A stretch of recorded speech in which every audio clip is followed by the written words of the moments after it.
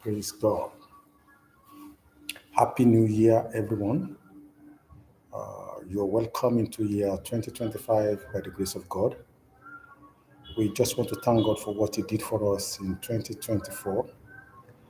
And it is by the divine mercies of the living God that we are privileged to be in 2025. I believe strongly that this year is the year of divine connection. And as a precursor to being a year of divine connection, I just want to share with us something very briefly. And it's taken from Genesis chapter 37, verse 15. I think, let me paraphrase. Jacob sent his son Joseph to go look for his brothers in Shechem and bring him these words about their welfare in that city.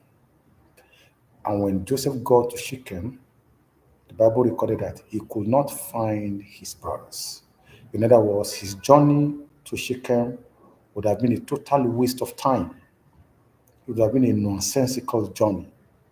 But there was a certain man that he met who was wondering about. And he asked him, What are you looking for? Joseph told him, I'm looking for my brothers. And that man told Joseph that your brothers, they are not in Shechem, but they have gone to Dothan. What am I trying to bring out? Until you meet that certain man that God has placed in your life, your journey through life could be a struggle. Until you meet that certain man that God has placed in your ministry, your effort in ministry might be a struggle. Until you meet that man that knows exactly which door to open for you to gain entrance into prominence, you might struggle to make achievement in life. That's why the Spirit of the Lord is telling us this year, as we liven up our spirit man to receive divine direction, we can also put it at the back of our mind that God will always use a certain man. Now, the Bible tells me that God will send His word, and His word can be with a man. The Bible says that by the hand of a prophet, He led them out of captivity. I want us to be so sensitive this year, 2025, because God will be sending some certain men into our life that will bring a clear-cut direction.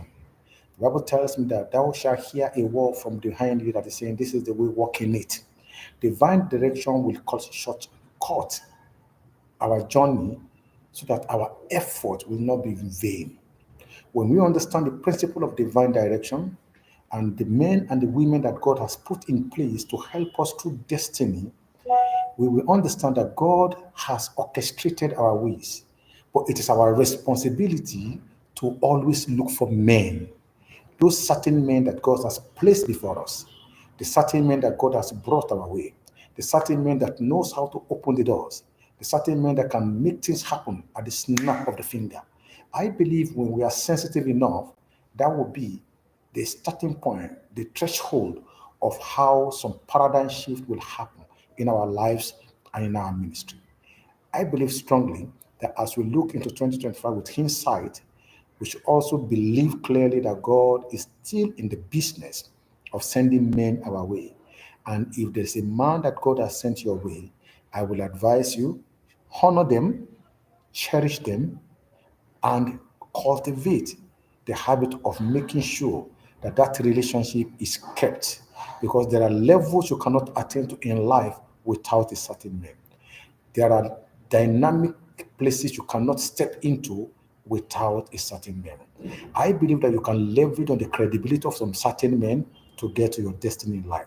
You can leverage on their knowledge, you can leverage on their insight, you can leverage on their spirituality, you can leverage on their know-how.